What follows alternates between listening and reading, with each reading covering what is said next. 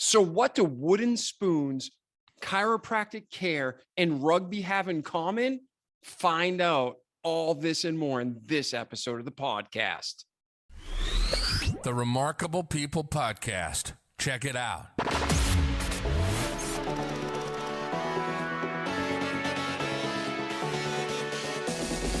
The Remarkable People Podcast. Listen, do, repeat for life. Hello, friends. Whether you're a first-time listener or you've listened to all 150 episodes to date, I just want to introduce you to our friend, Victor Manzo. In today's episode, we're going to start off having fun, talking about him growing up as an Italian American, and our cultures were so similar that it made me laugh repeatedly and brought up a ton of fond memories. So you're not only able to join us, but kind of get into the mindset of what it was like growing up in that culture within America and what we learned from it. Also, he's going to talk about on his journey. As you listen through the entire episode, there's gold nuggets that you can take and run with and apply to your life. In his personal life, he's going to show you how he left school for college and started learning and growing and seeing the difference between the institution of higher education and the love of learning. He's going to talk about all sorts of laws of the universe and how we can harness that power and apply it to our lives, and how he became not only a chiropractor, but he has a specialty of pediatric chiropractic care.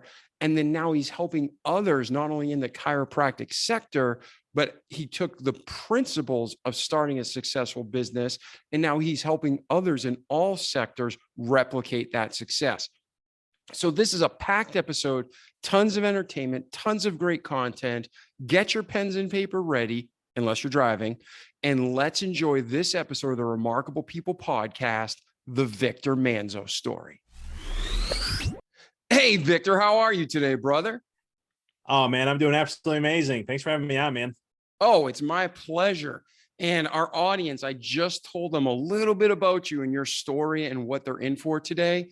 But if you were to summarize just one of the things they're going to be able to walk away with when they listen to this episode, what's a main message you want to convey to our audience? The power always has and always will exist within you and nowhere else. Amen. Amen. And with that, let's get started. For our new listeners, the format of the show is we go past, present, and future through Victor's life, the good, the bad, the ugly, and everything in between. So Victor, at this time, where are you from? What was your upbringing like? You know, parents in the home, siblings, chaos, blessed. What was your from birth on like? So I'm originally from a suburb in Chicago known as Melrose Park. I'm assuming by your last name that you're probably Italian like myself. No, Smith? So I grew up in a small little Italian community, and, you know, it was very tight knit. Everybody knew everybody. A lot of people came from, migrated from Italy over. And that was one, like, very close, like Calabria and Napolitano. I'm Napolitano, or from people from Naples. And so that was kind of my upbringing, being an Italian Roman Catholic. I don't think any Italian, well, maybe some Italian households are calm and relaxed, and that I didn't. I had the normal fiery mother, and my dad was very calm, laid back, and relaxed. He was a man of few words. Rarely got mad. I think maybe twice I've ever seen him mad in my entire life. Wow, that's crazy, especially for any Italian American home. Exactly, right? And so for me, one of the times I did that, and the other time someone else did it, got him mad, and I was just happened to be there. And it was it was interesting to see that type of patience, but I appreciate it because I learned from that, and I take on that characteristic. So, your standard Italian's a hothead and all these other things. And I remember in high school, they'd be like, talking to friends or girls or whatever, and they're like, "Oh, you're Italian, you're a hothead." And I was like, "Get to know me, you'll see." And then they're like, as they get to know me, like, "You're not, you're calm, you're collective, you're, so forth." But yeah, but my upbringing was I came into this world on the wrong foot. Literally, no pun intended there. if you look at the top of your feet, if you're looking down at your feet, you'll see the tops of your feet. My feet, instead of being, these are the tops of my feet here. Instead, if you're watching the video, they turned inward and were coming up. So it's almost like seeing the bottom of my feet. It's called club foot, and I had bilateral club foot. They had to put me in a cast on one foot. The other one, they were able to work through. And so that set the stage for a lot of not fun things. I mean, health was an issue, ear infections like crazy. And then at 4.5 years old, thank God for the might of one of my cousins I have 29 first cousins. And so one of them were babysitting me, and I happened to almost die. I had bacterial meningitis where for those who may not know, you get a real high fever very fast and you get seizures. Thankfully, at the time, I lived like a little over a block and a half away from a hospital. She literally just picked me up, didn't know what the heck was going on, and ran me into the emergency room. Doctor said if it was like another 10, 15, 20 minutes later, my brain would have probably, I don't think it would have fried based on what I know, but I would have had some permanent damage or not be here at all. So a little bit of a scary note there, but always having, the crazy Italian lifestyle with the big family, everything was family. So I had some friends, but it was mostly all family. That's kind of how I grew up. And how many like I brothers said, and sisters? How many brothers and sisters? I only have one sister. She's 4 years older than me, and she is, so she's deaf. She's the miracle baby in our family. And she taught me sign language before I was even speaking, talking, which was kind of cool. Nice. Yeah, I seen when my nephew was born, it was seeing him at that age, and he would start to sign. He couldn't even talk right fully yet, and he was signing. And my mom's like, "That's how you were." I was like, "That's so cool," because I don't have a memory of that. But I was seeing it was very, very cool. So, but yeah, I only have a sister, but my dad comes from a family of 9. So, and there's a lot of family in there. So, but otherwise, I mean, it's big family. Always getting together, had dinner at grandma's house every Sunday, as much as sometimes I wanted to and sometimes I didn't. That's just kind of the upbringing I had growing up. And I having good food always. Mom cooked. I learned how to cook when I was 6 years old, or started to, at least I should say. I made my first gravy, or those who may not know, that's a tomato sauce, at 8 years old. Because my family comes from a blue collar, so they had to work a lot. My mom had a business in the house, and she did a fitness and fitness classes and so forth. My dad had a couple jobs, and sometimes I go help work with him. So he would always tell me he's going to show me what hard work's all about, so that I don't like it and don't do it. He wanted me to be the polar opposite of that, and I really respect him for that, because that's a steward. He was doing stuff, even though he didn't aspire to go further and grow in some ways. He was more focused on making sure I didn't follow in those footsteps. And so, yeah, I started to cook at an early age, and it's one of the passions I love to do to this day.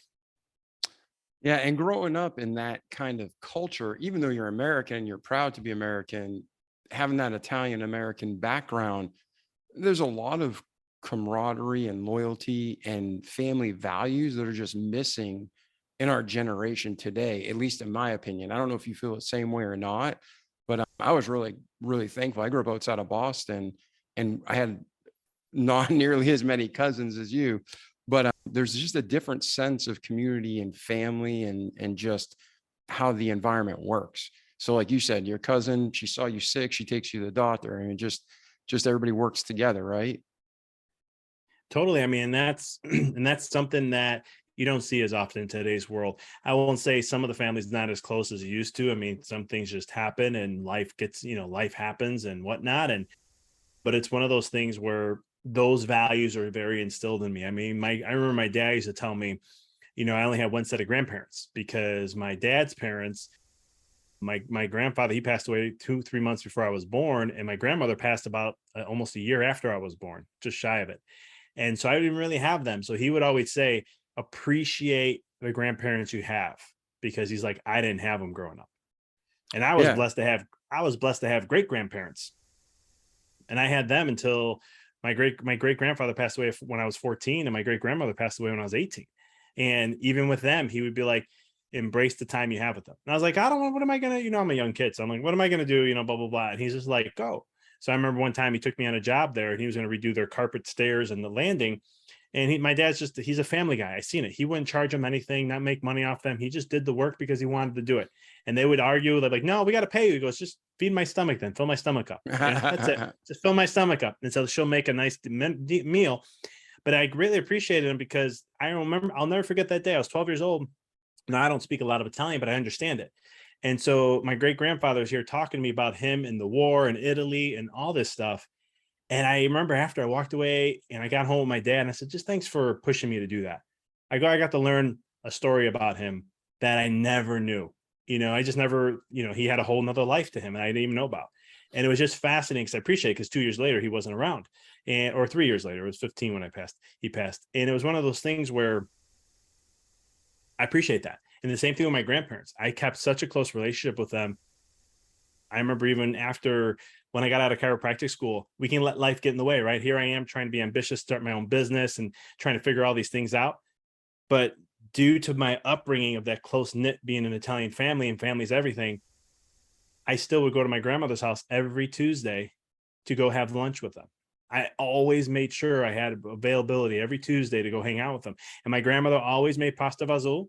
She would always make a little salad, and I would just go for the salad, and I just go for, if she had some chicken or they had some sort of meat. And they're the standard Italians. They ate around 1 o'clock. That's dinner for them. And so I would always make sure I go hang out with them. I'd be there for an hour. I had to leave because at 2 I had to go get to the office.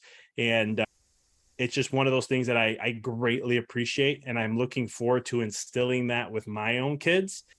I was sharing with you beforehand. I just have my daughter who's 11 weeks in a couple of days. And it's one of those things where I really look forward to instilling the importance of family, the importance of the family unit, and embracing those things that's, some people take for granted in some way, shape, or form. Yeah, I think that's a great first talking point. The enemy, saying there's one God and there's real evil in the world. And he wants to break us up and divide us and lose that kind of just order where it's God and your family. And our country's showing it. And all over the world, I think most of the countries are struggling. So kind of as our first talking point for our listeners who have all different types of backgrounds, some of them got to experience a big family and that kind of camaraderie and loyalty. But for the ones who haven't, and they're looking to raise their family or to put good kind of habits in their life, what are some of the habits you'd recommend to them? So the kind of habits to instill in their life, or habits? Yeah, like you said, like every Tuesday you go visit your grandma, and it didn't have to be exciting. Sometimes you didn't want to go, sometimes you did want to go, but you made it happen. It was something that you made a conscious effort to do, and then you benefited from it. What are some of the other things with that tight family upbringing you learned that you'd want to share with the audience? Besides, the biggest thing is just always, you have to ignore some of the things that come up, because family, you can't choose them. Right. And so you're not going to all get along in some way. And what that taught me, though, is to find common ways or commonalities that we can. What are the things that we can enjoy? Right. Because you'll have cousin so-and-so, and it's just like, oh, this person's always like this. Here we go.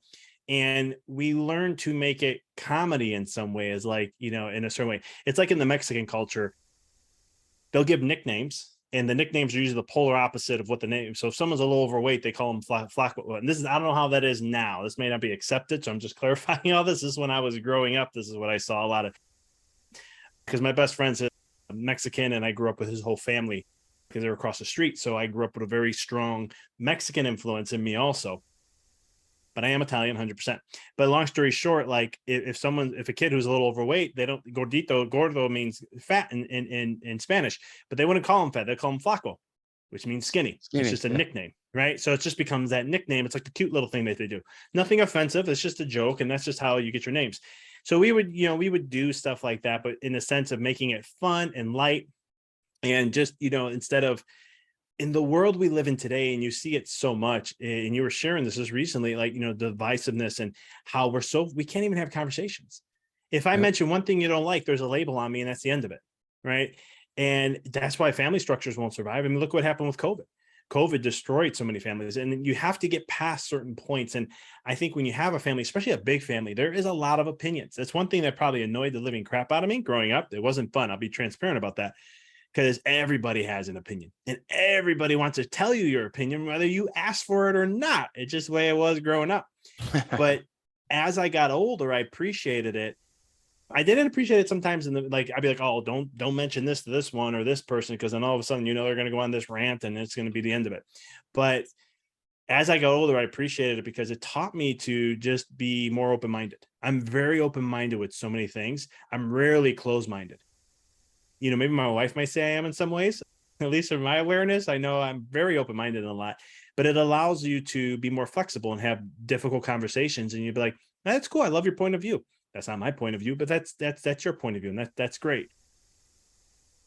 But that's one of the things that, I would say one of the big things I learned from having such a big family and gathering, but discipline, camaraderie, going beyond, with just being there for people, like no matter what, like it's unconditional love.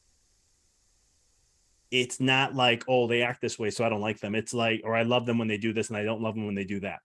It's no, I'm there for you no matter what happens, no matter what shows up. And that's something that I'm not going to say I had that all around, but within my inner little circle of family that I hung out with the most, that's how it was. Like, it didn't matter. They can say something, they can do something, didn't matter. I'm there for you. We're there, here to support no matter what shows up.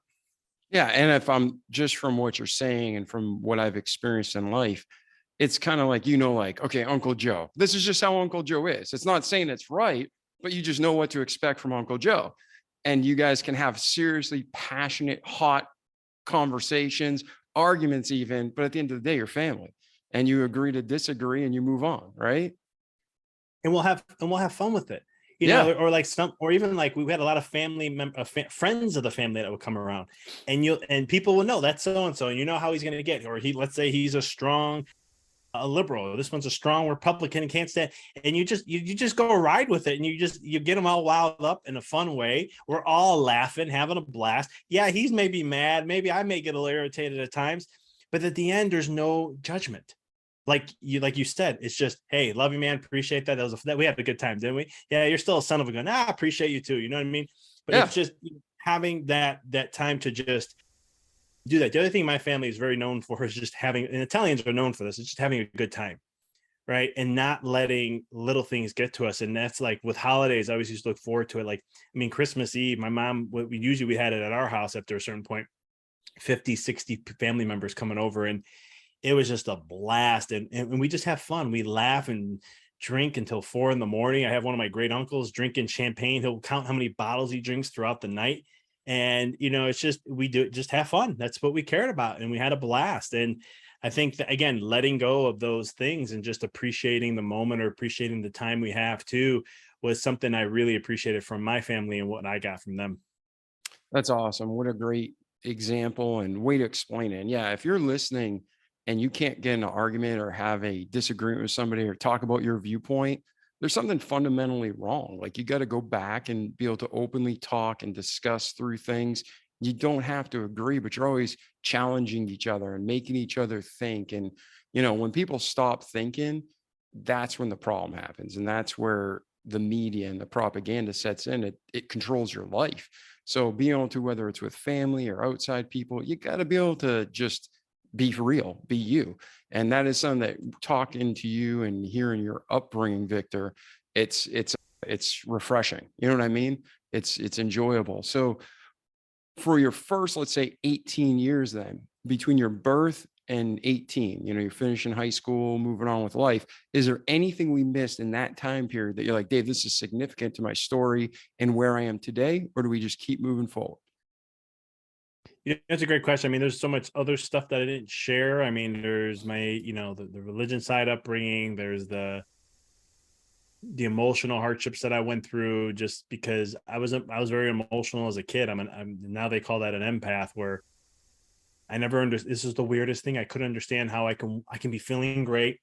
I'll walk into a dinner dance, and dinner dances are basically, you have dinner and then you dance afterwards. And it was usually with the club, some of the clubs, they call them clubs, but they were like the Club de Napolitan, or people, again, from Naples, the Club Calabrese.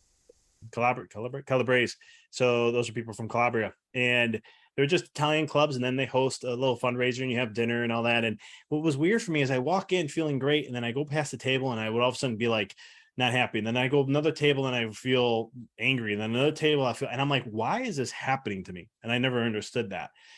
My parents didn't understand that because they're like, why are you're so emotional? Just, whatever. And they didn't know how to handle it at the time. They weren't at the, the emotional intelligence wasn't at the level to where they can be like, let me sit and talk you through. Let's walk through this together. It was more like, you're feeling, my mom, like, you're feeling that way, go, go until figure that out, or go in your whatever until you can get that, figure these things out. And so that played a lot of role on me because that created a lot of, self-worth stuff. And especially like in high school, I went to an all boys high school, Catholic high school. And it was one of those things where I didn't enjoy high school. Everyone says high school is sometimes the best years of my life. I sat there and was like, nope, I just couldn't wait to get through high school. It was just not fun for me. I had a low self-esteem. You wouldn't have seen it if you saw me, but deep down I did. And just from, again, from my upbringing and stuff with an Italian culture, and you had the Roman Catholic background, a lot of guilt and shame. And so I was always cautious. Guilt and shame out of an Italian family? Come on. For everybody else in the world, that's total sarcasm if you didn't pick up on it. Yeah. And you add the Catholicism into it, and it adds a whole nother layer. And oh man, my grandmother was the best. I used to go rounds with my grandmother. I was the one who I had such a good relationship with my grandmother. I can swear at her, but I can never swear at her at anger. So, and I've only did that one time in my life, and she knew the difference. And she looked at me and said, "What did you say?" And I said, "I am so sorry. No, I'll never do that again. I apologize. Oh my God." Now you may think my grandmother's a big woman. She wasn't. She was 4 foot. By the time when she passed, she was 4'6". But when she was in her prime height, she was 4'11". So not the tallest out of the tall. And I'm 6 foot 240. So, and it was one of those things where it's amazing when your grandmother that small can just turn with her tone. I'd be like, "Yep, sorry, yes, I will never let that happen again. I apologize." That's a real thing, man. That's real. It's one of those things like I don't know how to explain it. Like even my grandfather, he was his background's a little interesting. He was very, he grew up, he was a little abusive with my, I wouldn't say a little, but one of the things about him that was great, and I appreciated the relationship I had with him as I got older, is I was one of the very few that he can talk to and he would get emotional. Here's a guy who is straight up Italian. I mean, just as Italian as they, with the anger, and it was the stress. I mean, and some people judged them, and I always was like, you know what? People don't do certain things on purpose. Once they realize why they do what they do and where it comes from, they're probably not going to do it anymore. He saw a dad who used to beat his own wife, and that was what sticks and stuff like that. So he, his storyline, just because it went down, some people say, well, that's still, he should have learned. I'm like, if you're going to be that way and, point fingers and do all this stuff and not understand where people are coming from, we can't make change. But one of the things that I really respect, one of the things that we got older, as firm of a guy as he was, he got emotional with me all the time. I was that one guy he can get emotional with. And my mom will always say, she's like, I don't know how he does that with you. She's like, but you're the person he'll talk to. I'm like, yeah, he'll literally tell me how he feels about people. I was the one he would open up with. And we had here's again, and for those who don't understand, an Italian male, if there's already a male complex that goes on in this country about we can't show emotions and this and that, you add an Italian mix on the top of that, it's even stronger about like, you don't show emotions at all and this stuff. And for me to have that relationship with him was really an eye opener, because it taught me, again, teaching me things that, you don't judge from, how to, what my grandmother went through and still loved them all throughout his life till his passing day. That teaches you something, that leaves a mark. But I might be going off on a tangent here, but man, this show is just us talking, and our listeners know that the longer they listen, the more gold nuggets they're getting along the way. And sometimes you're going to say something spontaneously, and like, why did I say that? But it's really going to hit a listener. We're going to get emails, and you're going to see how you help someone. So don't worry about it, man. But no, we'll probably get into that in your story, but it was probably that empath trait that's in you, the gift that God gave you, that somehow you were pulling it out of him and he didn't even realize, right? Oh yeah. I was known for the guy who people would just open up to. Like I knew everybody's like secrets, but I would never talk about any of them. And you learn early. And my dad used to tell me, he goes, your mouth is always going to get you in trouble. And I used to have a loud mouth. And and eventually as I got a little older, I was kind of like, if I said something and then I share something or whatever that I heard or this and that, not sharing, people, they confided in me. And then of course somebody comes back, oh, you were talking crap about me. I'm like, I wasn't talking crap about you. And I was like, I don't want this drama, because sometimes in an Italian family, families in general, but you add the Italian mix to it, it can be a little dramatic. And I'm being very sarcastic with that. Yeah. And so, and it was one of those things where I lost my train of thought with the sarcasm, or with the drama, and anywho, we'll carry on. I forgot where I was going. No, you were saying how in an Italian home, it can be very dramatic and a lot of intensity. And then you were talking about how people would confide in you, but you wouldn't share anything. But sometimes you'd be accused of something. It was the empath trait. So then, but people would always come to me and share more of the opposite sex. Females would reach out to me, would confide and stuff, and like, you know how to listen. You just would listen to me. You get me. And I'd just be like, yep. But then again, growing up in the culture of Italian men and so forth, and growing up in that era, you guys didn't share their emotions. We were macho guys. We work out, we show off muscles and body. We, all these other things that we had, ego stuff that we did. And so it was hard for me to, I would connect easier with females than I would with males because of that trait. Yeah. So then move forward with your life. And, I'm laughing. We're recording. I explained this briefly in the intro. We're doing a side-by-side recording. So sometimes if people are watching, they're seeing me laugh. It's because it's so easy to talk to you because backgrounds are similar. But I've got beat up twice in my life. Once by a 4'9" woman that was such a close family friend. I called her auntie my whole life. And it was for something I didn't even do. She thought I got kidnapped. And then when I showed up healthy, because my mom didn't tell her, my baseball practice location changed. So I had to walk. I came in her house late. She's like, oh, you're okay. And she hugged me crying. And then in a split second, she snapped. And I got the worst beating of my life. And everybody was shocked and stood there and watched her. And then her 6'2" husband finally ripped her off me. I had like hair missing, scratches down my face. My shirt was ripped. But that's my Auntie Nancy, and I love her. And if you're listening to Auntie Nancy, thank you. Because even though I didn't do anything wrong, I probably deserved it for something else. Right? I can totally relate with that kind of stuff. I mean, my mom hates when I say this all the time. I'm like, Ma, I counted 18 wooden spoons you broke over me. She's like, it's not nice when you say those kind of things. And I go, listen, I ain't judging you. I know what kind of kid I was. I probably deserved 99% of them. I mean, I was that type of kid. My dad had this wooden paddle in their basement. They had oak wrapped around all the walls and the post that held up the second floor. They had it wrapped in oak. And my dad had this wooden paddle that was there. And he would always say, this is an unbreakable wooden paddle. If you ever get in trouble, what I've suffered. My dad never raised a hand at me. My mom was always one that took care of that. And there was one day my mom grabbed it. I was aggravating the living crap out of her. And she goes to swing, and I had my elbow up, and she hit the perfect spot on my elbow where it broke the paddle. I could not wait for my dad to come home. I waited. I stayed up. My dad worked nights from 3 to 11. I waited for him to come home. And I look, as soon as he came home, he's like, what are you doing up? You're supposed to be sleeping. I said, I stayed up just to show you this paddle's it is breakable. In the width of my dad, I go to bed. I wake up the next morning. The paddle's up there. It's duct taped. And I go, no, I thought I broke it. So anywho. So I can relate. I've been there. I like I said, I tell my mom all the time. She hates when I share this. I'm always like, Ma, I probably deserve, if anything, all of them. I know what kind of kid I was. And it wasn't I was like a bad kid. I just drive my mom nuts and she loses it. Everyone has a certain breaking point. And back then that was the kind of thing, the way it was. Yeah. And Vic, you're listening to Victor's story. You're seeing me and him. We both, the Bible says, spare the rod, spoil the child. The blueness of a wound cleanseth away evil. I personally believe if you're not spanking your child, it's abusive, right? You talk to them where you can, but there's a time where we need discipline. And both me and Victor, you're seeing two American Italian men who are so thankful we got beaten and know we deserved it. So don't spare the rod, ladies and gentlemen, use it. And what's funny is, again, if you're watching this, my mom, I think every Italian home had not just the wooden spoon they'd pull out when you did something stupid, but they always had that special paddle hanging on the wall as a constant threat, right?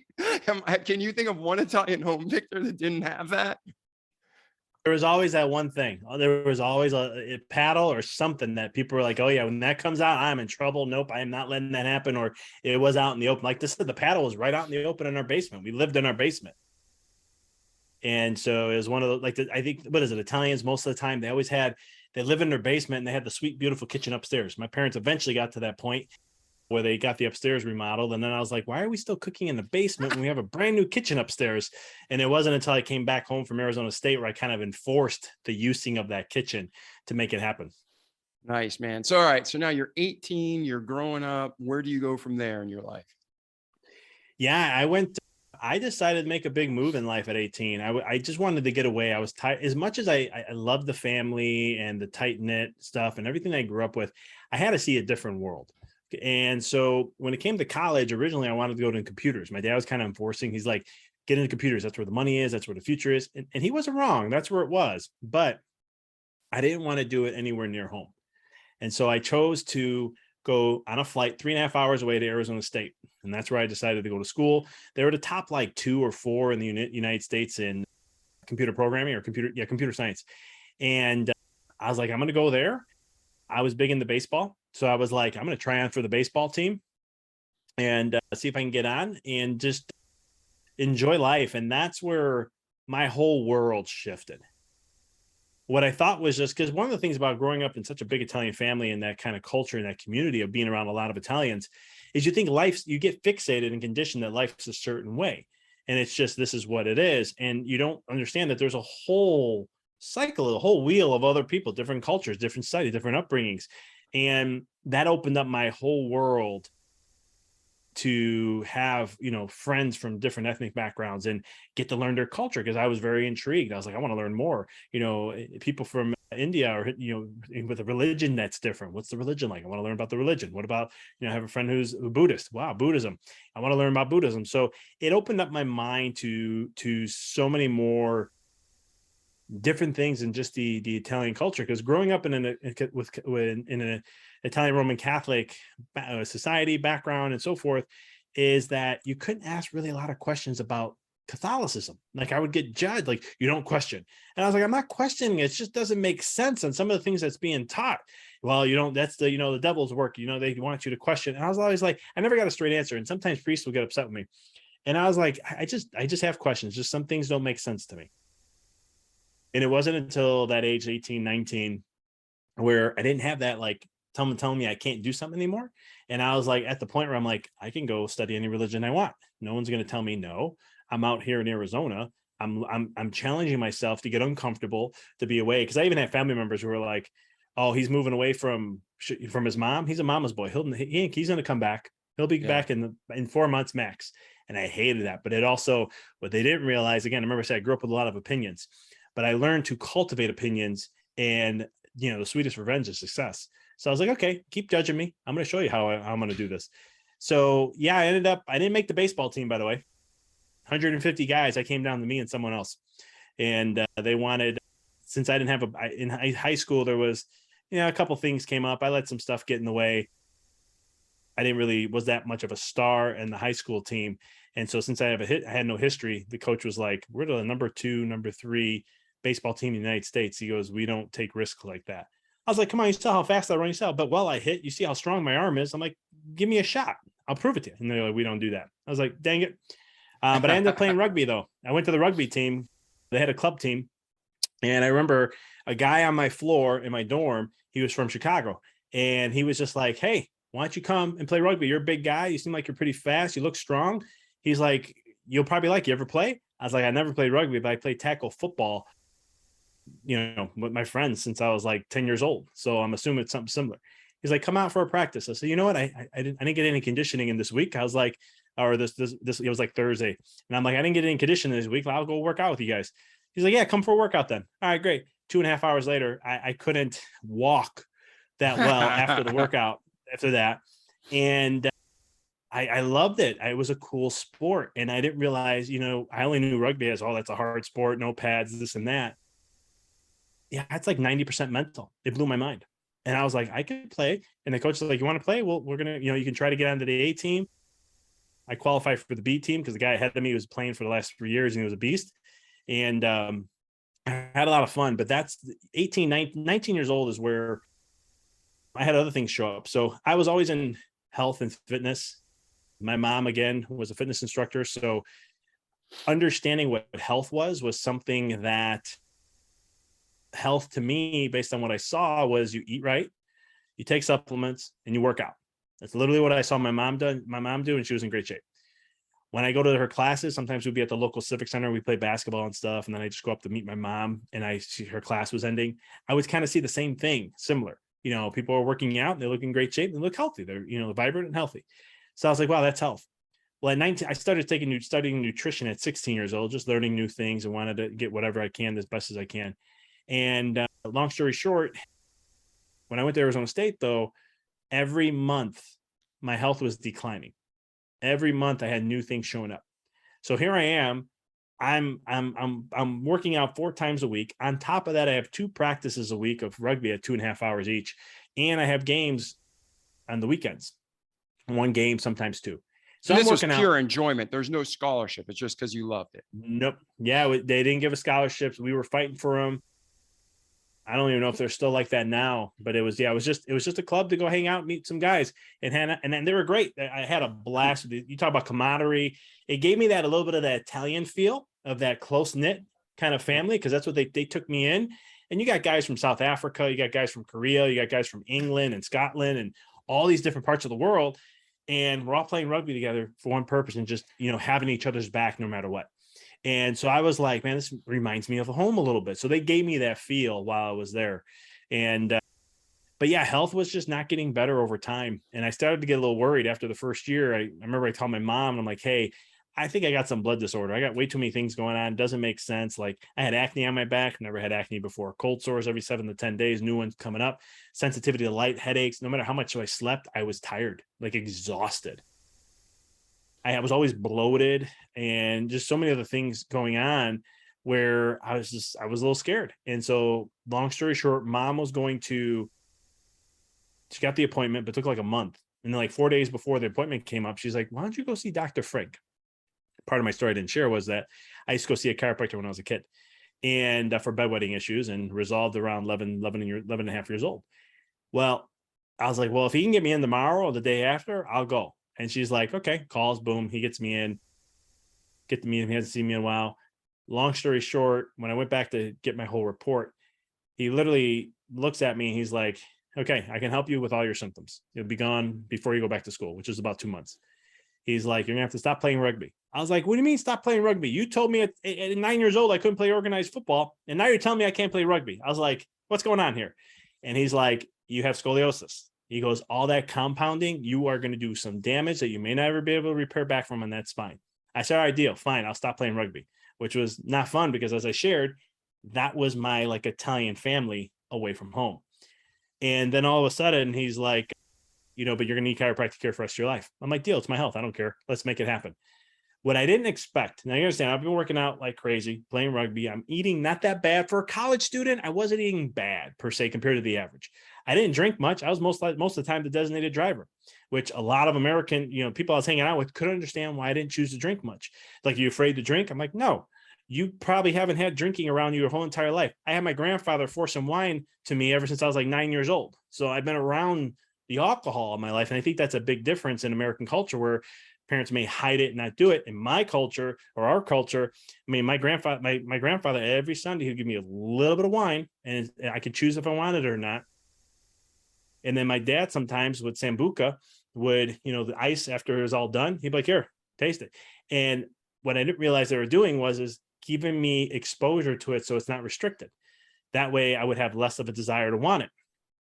To this day, I barely drink 5 drinks in a year.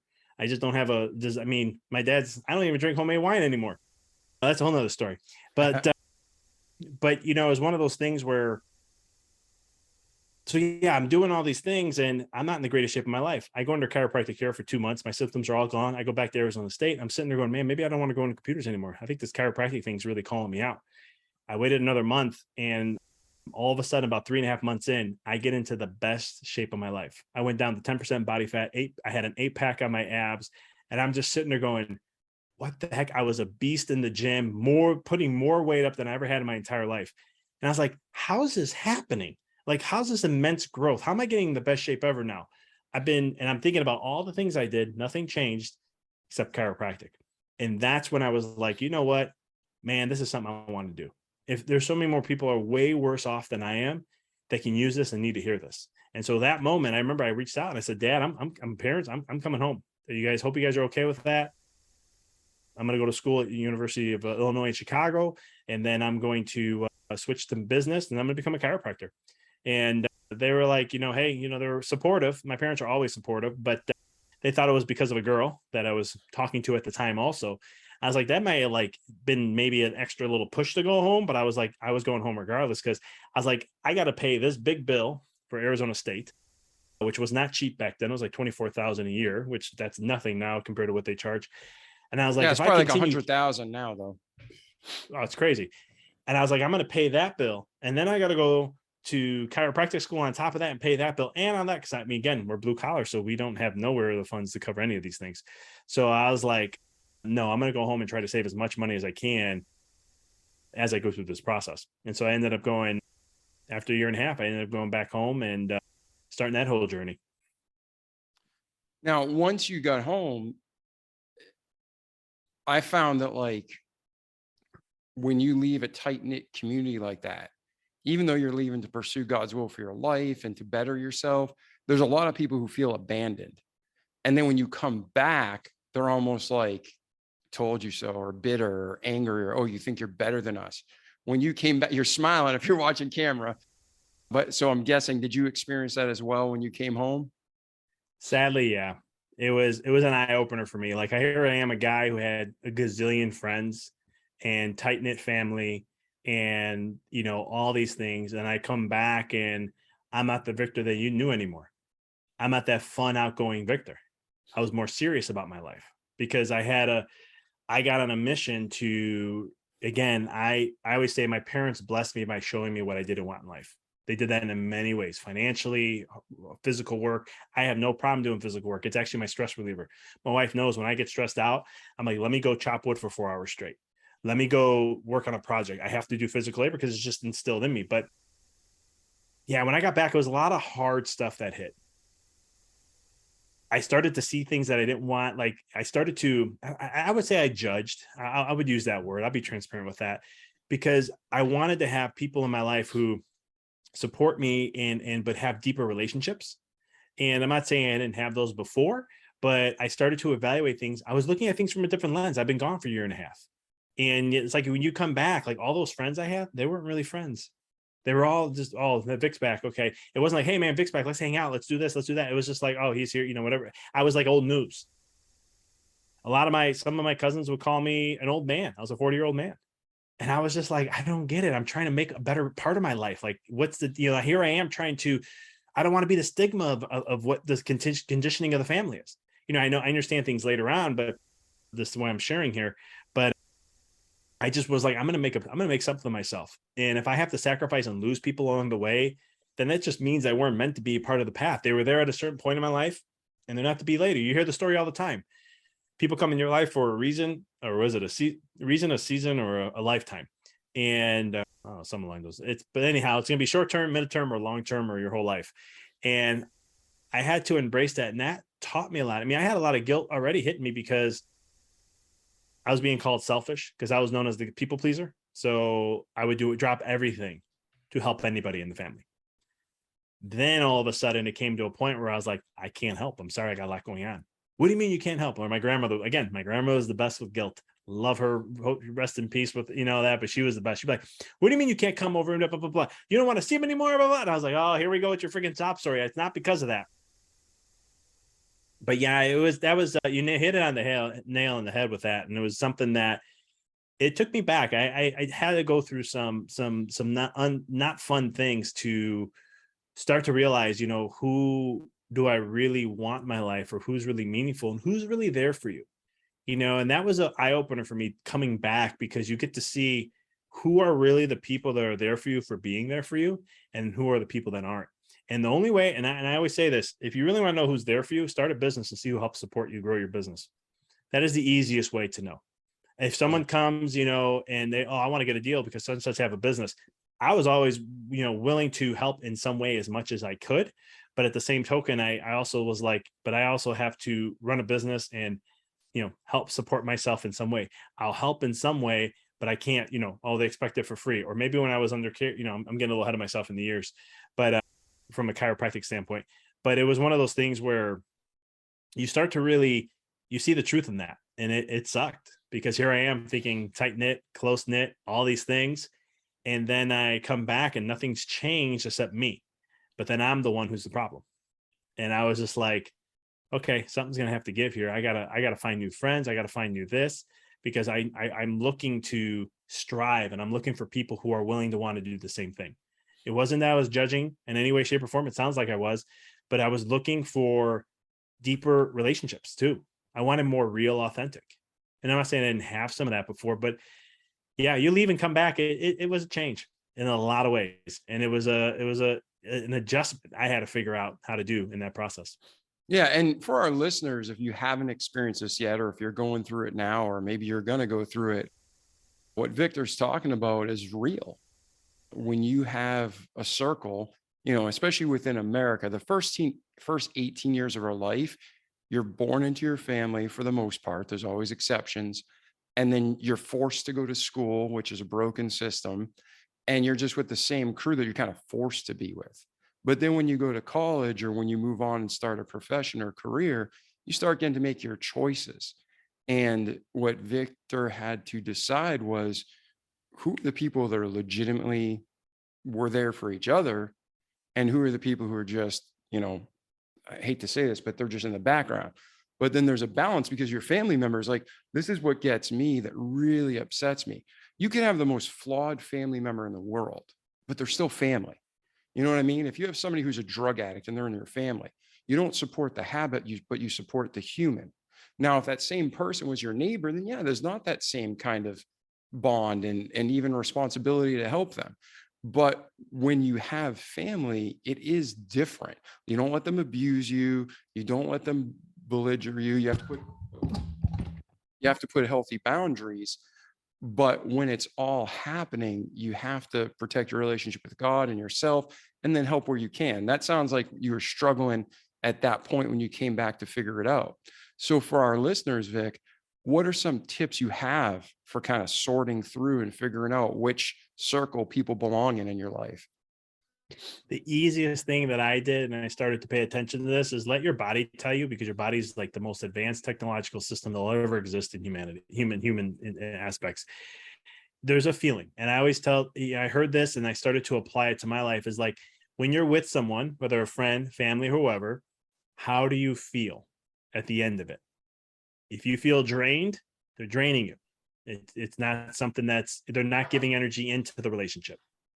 If you feel if you feel drained, you're going to notice it. If you feel energized, you feel great or feel good about yourself, that means there's a mutual, it could be two things. Because sometimes the person who is taking the energy, you'll feel good about it. But if you usually normally feel good being around that person, then that's usually an indicator that's someone you want to be around. And I knew this, but I still didn't apply it, because I was like, man, I'm going to be cutting out a lot of people. And remember, I love being around my family, and still to this day, I love them to death. But in that journey, in that process, I was very really starting to apply this in my life, and was like, okay, I'm just going to start using this. And it's not that I sent anything to them. It was just all of a sudden I'd be like, okay, I'm going to start distancing myself a little bit, just because I'm feeling drained and this is not good for me. And, and if I continue to feel this feeling, what does that mean? Now I know, as I got older, I understand why you want to do that, because if you keep draining yourself, you don't have energy to create what you want in your life. Then you don't have energy to create your dream life or help to take care of whatever that may be. And when you don't have that there, or if you're stuck in a certain place, this is why you always hear the 5 closest people to you, you average them out, that's who you are. I agree with that to a certain degree, and I disagree, but there are some laws that can support that on that. But the whole purpose is that, imagine you're going to being around people that drain you all day. You're going to be exhausted, and you have to refill your cup back up. So then you could take the energy to go ahead and focus on what it is you want to create for yourself. And that was a big, again, I wasn't taught this. So I had to learn. I mean, even my mom would be like, are you sure do it? And I'm like, hey, this is just where I'm at right now. Like, if I'm making mistakes, I'll own them later. I have no problem doing that. but I have to do this. I just feel like, again, being an empath, I could really feel like I could feel someone's intention right off the bat. Most people can do this anyhow. Or you can feel the depth of the relationship or where they see it at. And when I didn't feel that tight knit bond, then I was just like, man, this is not for me. I want that, because you're asking for something better. You want something deeper. You want something more real. And it comes to that point that it's either you're going to accept what is, and you're accepting lower standards than what your standards are, or you're going to say, I'm going to raise the bar, and this is what my standards are, and this is my boundaries. Here's where I'm going to hold things at, and this is just what I want to have. And the question to ask yourself is, do you feel like you're worthy to have that? And is it really worth you to do that? It's not fun. Any change that you want to make in your life for the better usually isn't fun. It's just part of the way life goes. But it's always greater when you get to the other side. I know that for myself. I don't regret one decision that I made. And that's 17, 18 years ago, 19 years ago. And I'm actually so happy that I did that, because I think it helped me with my career and everything else that I've been doing. Yeah. And I completely am tracking with you. And to our listeners, think about what Victor's saying and pray about it. And again, family members, they're your family, you tolerate them, but there's boundaries. Like, hey, I love you, grandma, but I'm going to go for the day. I'll see you next Tuesday. She goes too far. But then at the same time, if you got buddies you hung up with high school and they're just pulling you down, or they just want to waste time and hang out, and you're trying to build your business, it might just be, hey man, I love you, but I got a different role and mission, and I wish you the best, but I just got to move forward. And you just going to make those hard calls. And what you were saying, Victor, too, that take the 5 closest friends or the 10 closest friends, that's been proven in almost every aspect of life. Even if you don't, believe in the person who might be teaching that, what they're saying as a whole. I mean, just take financially. If you take your 10 closest friends, average out, divide by 10, that's probably your income. I mean, it is. Oh man, my mind just blanked out. Dave Ramsey talks about that all the time. If you want to be a millionaire, why are you hanging out with people who are on welfare? Because that mindset. Now, again, welfare, I'm not making fun of anybody on welfare. I grew up on welfare, but the true role of welfare was to help people during hard times. And when good times come, you get off it and move on in life, and you help other people. Cinderella Man was a fantastic illustration of that, if you've ever read the book or watched the movie. But the problem with American welfare is people live on it, and they get this mindset. And it's not black, white, green, or purple. It's a cultural mindset that's wrong. It's dependent on the government. It's waiting for handouts. It's not moving forward in your life. So that was the point I was trying to make. And Vic, you just raised what were you saying? No, I agree with you. I love the movie Cinderella Man. It was a great movie. Yeah, but so inspiring. And even though he's from New Jersey, it was still great. Well, I was going to add to your point, because you brought up a memory. And I remember when I was 20 years old, one of my friends, he was a Filipino guy. Unfortunately, he passed away when I was 25. Loved him to death. We were close in high school. And then, of course, I was very judgmental about people doing drugs of certain sorts. And I was just like, I don't associate myself with that. I regretted it, and I apologized later on. But he would always tell me, dude, you attract drama in your life. You love drama. And I was like, dude, I don't like drama. It freaking drives me nuts. He's like, but you keep attracting drama in your life. Look what you're doing here. Look what you're doing here. And I didn't realize how I was creating that. And that's what was a pivoting point in my life. I was like, I don't want no more individuals in my life who create drama. That was like a standpoint that I had. And I just slowly over time was like, okay, this person's bringing way too much drama. And they're like, I just can't. That's just, it's, or I go hang out with some cousins, and, one's getting pissed at somebody else that they don't even know, and they get into a fight. And it's just like, dude, we're not young anymore. We're not stupid and young. We're getting a little older. We're 23, 24, 25. It's like 26. It's like fighting that should be over with now. Like, if you're going to places and causing trouble and wreck this, I don't want nothing to do with that. That's just not my life. And so that was kind of a big, like, again, what is it, something that you don't, you declare that you don't want to have for yourself, and you just got to stick to it. It's not fun. It's not easy. But like I said, at the end, it's so rewarding. Yeah, 100%. So now you're back at home. You're going to work and go to school for chiropractic. Where does your life go from there? Yeah. So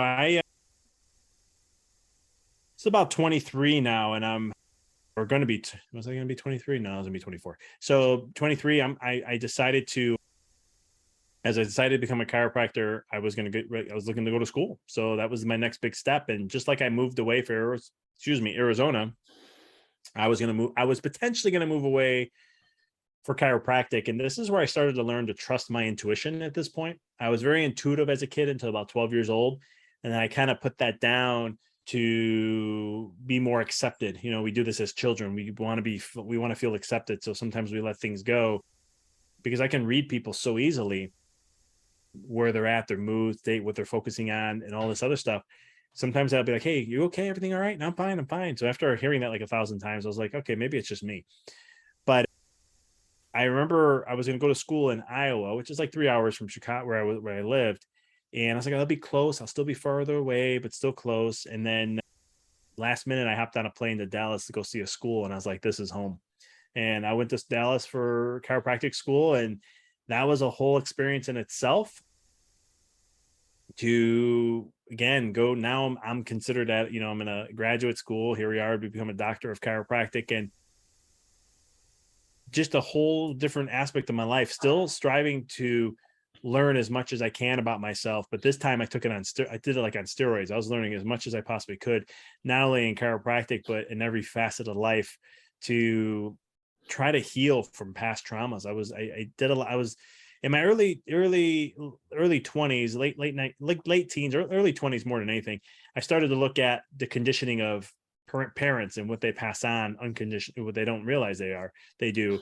And I was trying to break through all these habits and patterns to just heal myself. And I was on a whole healing, learning journey as much as I could to spark that in me, while also going to chiropractic school in the mix of it all in that short period of time. And now when you say the parents, you talking about learned behavior? Are you talking about hereditary traits, sins of the father? What are you referring to there? All Or the all above. the above? All the above. Like, what's Gotcha. the conditioning? What's the ancestral curses? What's the things that, like, limiting beliefs when it comes to finances? I didn't realize this till a little later in my life when I started my own business. But like, what are the things they passed down what were great? But at that time, I was focusing on, okay, what's the things that aren't great? What's the things that I have to work through, or I didn't get, or invalidations, or, you name it, in that period of my time, because I was really seeking to heal. I mean, this move when I moved away to Arizona State, I'll never forget that day. I'm outside at my dorm. I'm literally telling my parents, I will see you later. And this is the first time I'm totally alone, without my family. That was hard. But for some reason, the Dallas one hit me hard. It didn't hit me when they left. It hit me because I got there a little too early and I didn't know anybody. So I'm basically like, okay, I'm in another city. I don't know anyone. There's one person, but he's busy with family. And I remember crying, and I was calling, I was just like, I don't know anybody. This is not fun. This is not what I expected it to be. But what I learned in that process was how to be okay with me. And it wasn't just in a week or two. This is, it took some time, because a lot of times people, are afraid to really get to know within, like sitting with themselves. It's hard for people just to sit with themselves. And this was the first time in my life where I was kind of being forced to do that. And I didn't have no cushion or a safety net where I had family there. Because again, I always had family around, and I didn't have any of that. And it was one of these times in my life I had to learn how to be okay with being alone, which was actually, I didn't realize at the time, a fear of mine. And so that was kind of the beginning of the journey process with that. And you weren't blaming your parents. And I think our listeners know that. But just to be clear, when you look back in your past to see how you are the way you are today, there's a lot of learned behavior we get from our parents, or I think you phrase it, curses or sins of the father, sins of the past that come to us. But we're learning so we can change and move forward and grow and break those bad habits and curses, so our children don't have them. And we want to just become better men and women. That's what Victor's talking about. He's not blaming his parents. He's just saying, okay, I'm like this. Why am I like this? Oh, now what do I need to do to change me? Correct, Victor? Exactly, man. That was the premise of everything. And my mom felt like I was blaming her, but I was like, this is just what it is. Like, this is the process. This is just what happened, and now I want to figure this out in some way, shape, or form. So I did this, and I was motivated by that, or inspired, I would say, I wanted that freedom, that emotional freedom. I wanted to be able to have a level to where I didn't have this anxiousness. I didn't have all these different things, all these, people pleasing, never feeling, not being good enough, having a low self-worth. I was just tired of it. And I wanted to know, how can I transcend it? How can I break through some of those things so that I can become more confident within myself, have a better self-worth, and to really be the creator that I'm designed to, or to choose the life I want to have and make that happen.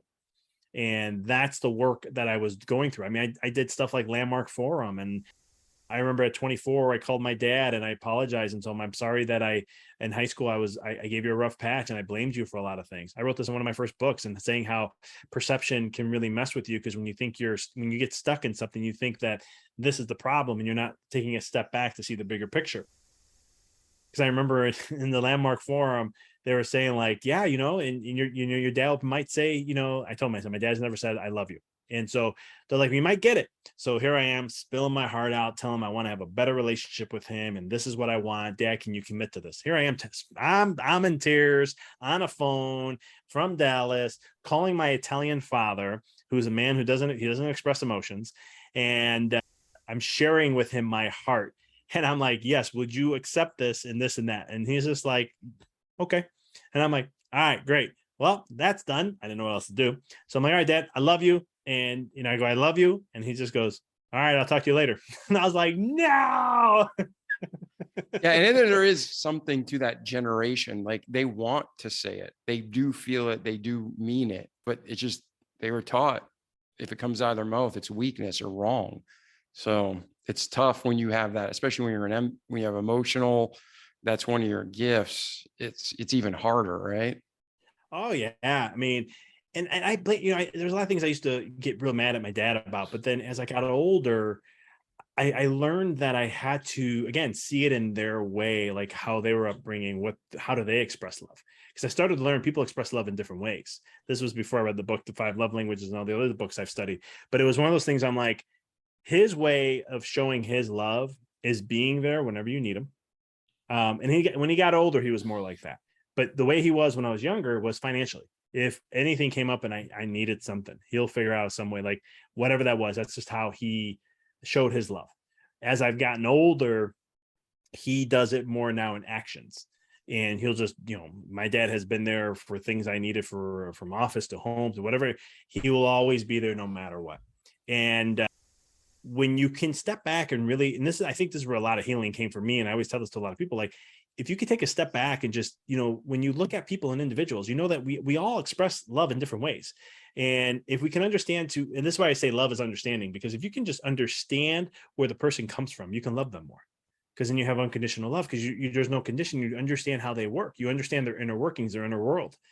And that's what I had to do with my dad to really heal, is to see him in a different light. And Landmark Forum and other things I did through spirit. This is where I started tapping into spirituality. This is where I started studying energy medicine.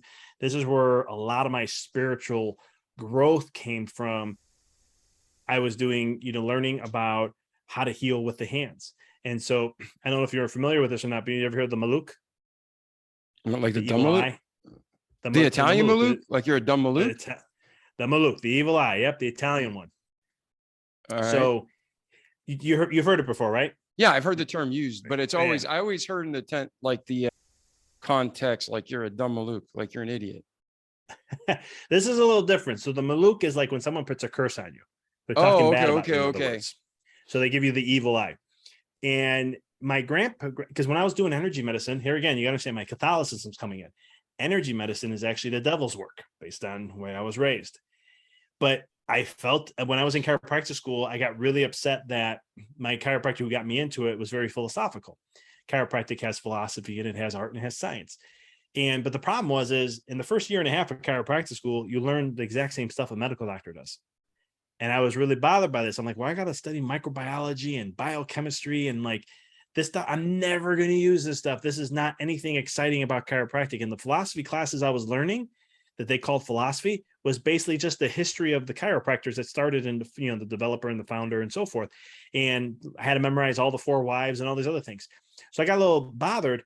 But I wanted to understand healing at the lowest level. And the guy who created chiropractic, D.D. Palmer, he was a magnetic healer, which is very similar to Reiki. He also he talked about tone, and he was very, very metaphysical in the work of what chiropractic is. It's kind of a lost art in our profession, but it's one of the things where I was like, okay, I'm not going to learn this in school. So what can I learn this from? So I found out about Reiki. I became a Reiki master and trainer. I studied about 12 different energy techniques. But coming back to the Maluk, the way that works is when you have a curse or, people saying something bad about you, you get a headache. Like it's a headache right in front of your head, sometimes puts pressure on your eyes. And my grandfather was trained to remove it. It's a special blend of prayers that they use, and they can sense. My grandfather, because I was going in the energy work, and I'm going, hold up here. Someone in my family has to do energy work because it has to. Why am I interested in this? And so I've never really, it's one of those things where I started to look back, and my grandfather did it, my grandmother did it, my great grandparents did it, or I think my great grandmother did it. And you can only learn. I don't know why this is. You can only learn on Christmas Eve at like 11 or 12 o'clock at night why that is, I have no clue, but I never got the chance to learn it. But with what I realized when I learned Reiki is I was like, oh my God, I already do this. Like I already, if someone had a headache, I could put my hands on their head for 5 minutes and take them off and they have no more headaches. And I started to go, what is this energy thing? And how does energy work, healing work? Because again, coming from a background that's devil's work, I was breaking that barrier and breaking that belief and saying, maybe it's not, maybe it's something else. But I want to pursue this. I want to learn more about that. And that's how I got into studying energy work. And it kind of like inspired me to learn more and go deeper into it. Not only the main reason why was because I want to understand healing from the deepest level possible, which is energetic. And what I got out of that was spiritual truths and discovering more of the power of who I am, learning universal laws and the fabric of life in some ways. And it was very uplifting and freeing. So a lot of my healing was happening at that time because I was breaking barriers, breaking old conditionings that I was told to do and not do, and starting to live my truth in one way or another. Nice. And yeah, for our listeners, we have people from all sides of the spectrum, but for all of us, when you're hearing Victor talk, don't get all freaked out because all truth comes from God. The Bible's 100% true. And in the Bible, it doesn't maybe use all the same phraseology, but there's energy and there is things that we don't understand. And if you go all the way one side or all the way the other, it's crazy. But if you stay balanced, there's 100% truth. Like you reap what you sow. And, as a man thinketh, so is he. And there's so many verses in the Bible, ask and ye shall receive, that I don't fully understand it, but I know there's some truth to it for sure. So what Victor's going on is a journey trying to find where the truth is in this and, what's obscene or what is devil worship, but what's real. Because I know people who are followers of Christ, they love the Lord and they know about the energy and they use that for good. So again, you can probably do a much better job of explaining this, but sometimes we're in this closed box. Like you said, your family was Roman Catholic. And it's like, what? That? Nope. Gone. Evil. And I'm not saying ever get involved in the occult or ever play with that kind of stuff, because that will hook you and bring you down to a bad, dark place.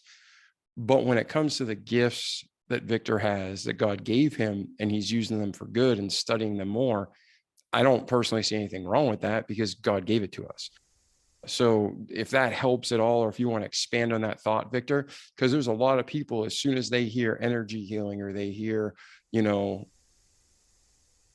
anything to do outside of a conventional box, they flip out and like click, shut off. So how would you communicate with those people?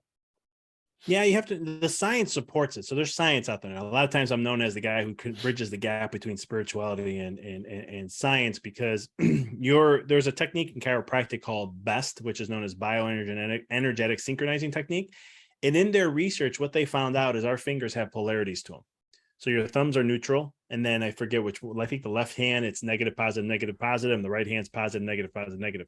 And when you use these 2 points, you create circuitry in the body, you create healing into certain ways and certain forms and so forth. That's really the essence of what it is. It's just when we do, like if you just take your hands and if you go really fast and just like Mr. Miyagi, and he just goes real fast with his hands, and if you just separate them, you'll feel like a buzzy feeling in your hands. That's energy. So we have energy all around us. And even in the Bible, if you look at what Jesus did, he healed by his hands. That it's just knowing how these principles work and what they do. But a lot of times, again, you hear energy work or you hear stuff like this, and it's like, wait a minute, no. And depending on where your upbringing may be, it's one of those things. But it literally is just understanding energy in the essence of we are energy in some way, shape, or form. Just like when I studied, like I was learning auras, and people are like, auras, what's aura? That auras don't exist. And I was like, auras do exist. I'm like, what do you mean? I could see them. I could show you. And then they'd be like, oh, that's that woo crazy stuff, right? But and now as I've evolved and learned more, because I'm a left brain, right brain guy. So I love the right side of my brain. That's the abstract thinking, energy work, emotions, empath, all that great stuff. But I also know that we live in a very left brain dominant world. So I always look for science of something to tie the connection to say, well, if you don't like this, well, here's the scientific way. So like some people, when I talk about auras, they're like, oh, that's way too out there. All right, just call it a biophotonic field. It's the same thing. It's just a scientific term that they discovered it. I remember when it first came out. Yeah. And there's 100%. No, I didn't mean to cut you off. There's a delay. I apologize. But there's like, you can take science, not government science, real science, and you can turn the frequency. And there's like, do you ever see a sand table? Each frequency makes a shape. That's real. That's how God created the world. I don't fully understand it, but that's not hocus pocus. That's the world God made. Now, when I was 18, I got a tumor. I was sick for years, but they finally found a tumor I had, took it out, grew back, took it out again, grew back, gave me radiation. I'm dying, dropped to 135 pounds. And then I heard about this chiropractor who did something. And back then it was like hocus pocus. And it was called CRA, contact reflex analysis. And I remember going to him and I'm like, I looked him right in the eye and I said, hey man, I'm fine with dying. I really am. I said, but I really don't want to suffer, but if it's God's will, I will. So I'm just asking you straight up, is anything you're doing have to do with the occult or Satan or any kind of demonic worship? Because if it is, I'd rather die. But if not, let's try it. And he walked me through it. He showed me some Bible verses. He talked about what he was doing. And he was explaining it as energy and it's the world God made. And the stuff he did, I'm like, man, I don't understand it. But you know what happened? I started getting better. He pointed out what was wrong, what I needed, and cut out all dairy, all sugar. I started getting better slowly but surely. And now, 25 years later, I'm fat and healthy. There we go, right? So I don't have to understand it all, but I do know that it does work. So as you're listening to Victor,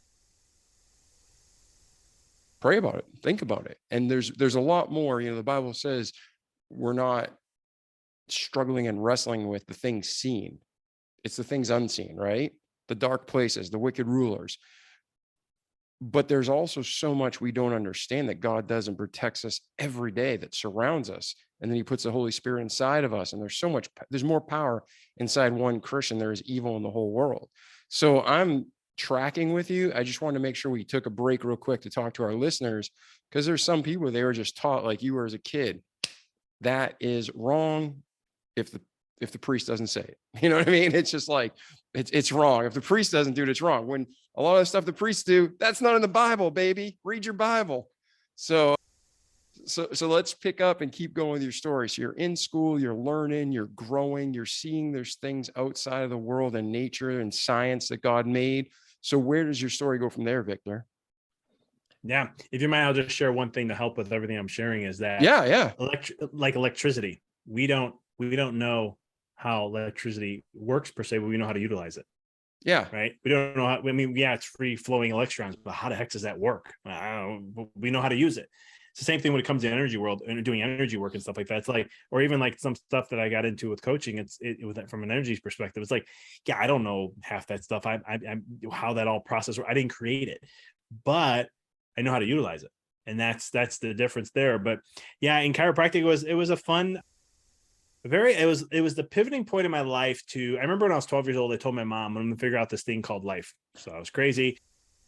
And the reason why I mentioned that to her was because I didn't understand why some people suffered, some didn't, why I didn't have a lot of things, but I had other family members or friends who had every single toy, game, console, all the 50, 60 games, all these different things. And so I was like, I'm going to figure this out.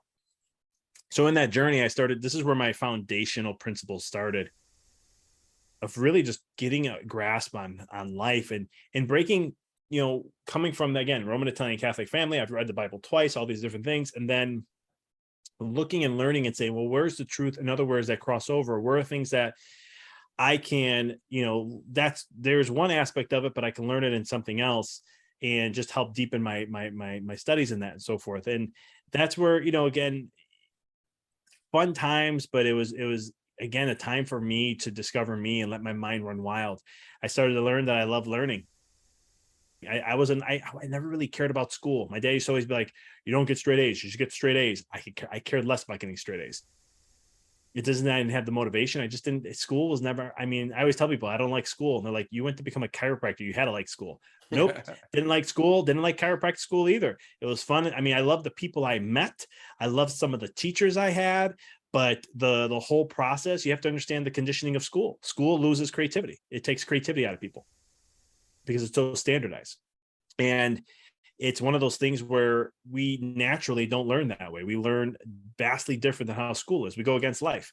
And I don't want to make this a rant about school, but it's like, when you look at school and life, life you go and do, and then you learn from it. School is you learn, then you go do, then you take a test. And it's like, that's not how life works. And the best learning I've ever had, I had an organic chemistry teacher do this. He actually helped me because I became a teacher at one point for just a small semester. We go into the classroom. Now, organic chemistry, I was like, oh man, everyone say organic chemistry is one of the hardest classes you're gonna have to take in undergrad. And you literally would walk into the class and he goes, okay, he hands out this piece of paper and he goes, go ahead and fill that out. And you work with a partner and answer all these questions. And then after you guys are fully done, we'll give you 20, 30, 40 minutes, whatever you need. And then I'm going to lecture off everything afterwards. And I was like, this is so weird. Normally you learn and then you do the homework later. So I was like, all right, I'm going to go with this. Long story short, I never had to study for any of his classes. Not one. This is organic chemistry, one of the hardest ones. And I got straight A's in all his, I had him for chemistry and I had him for organic chemistry, 1 and 2 and 1 and 2. And I got straight A's on it. And the point of the lesson I'm trying to share is that a lot of times when you're going into things, you'll find gaps, you'll find things you don't understand. You're going to do some research and then you hear someone explain it the second time, it gets absorbed easier into you through that process. So I don't know why I'm going off on this tangent, just felt like I had to, but the school system. So yeah, it was one of the things where while I was in school though, I learned early on that I wasn't going to learn chiropractic at school. Now, this may sound weird to a lot of the listeners. I'm going to chiropractic school to become a chiropractor, but yet I know that I'm not going to learn chiropractic while I'm in school because you have to, there's organizing bodies that say what a chiropractor needs to learn. It's called the CCE, Chiropractic Continuing or Chiropractic Examiners. I forget what the first C is, but long story short, so I was a workshop junkie. I would go to every workshop possible. They had free workshops once a month from a supplement company. I go to every single nutrition workshop there was. I learned so much there. I would any money that I had saved, because we get our student loans and then we had a little excess for cost of living and so forth. I would save up that money and I would pick out all the workshops. I think I went to like 40 paid workshops while I was in school. Yeah, imagine the interest on that now.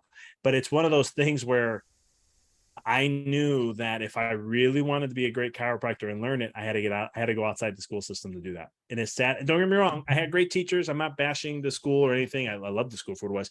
I had a great mentor there. One of the presidents of the president of the school took me out to lunch in my second trimester, which was a game changer for my life. But it was one of the things where it was just, I even asked him, I'm like, why are we learning things that is not going to benefit us? And he literally told me it's because of the credentialing. We have to give you guys a certain amount of classes in sciences in order to be credentialed to a credentialed school to have you graduate as be a doctorate of chiropractic. So I'm like, it's not even about being the best chiropractors and learning what really chiropractic is. It's fulfilling something else that doesn't even serve us. So that was kind of pushing there. But again, I was just learning. I was learning and experimenting. I was being a kid again. And you have to understand my background growing up, as I shared a little bit about it, I didn't share this part. Like I didn't have a dad that let me really experiment. I was called a dreamer, and I was somebody that, I couldn't really just let my imagination run wild and let me just learn. And so when I got into chiropractic school, I had no limits on that. After I broke through some limiting beliefs, I was able to just soar and learn as much as I can. And I soaked that up, and I've been like this ever since. And it's just one of those things. I love to learn new things of any way, shape, or form to help me be a better human being for the world. And it was a joy to go through chiropractic school. I learned a lot.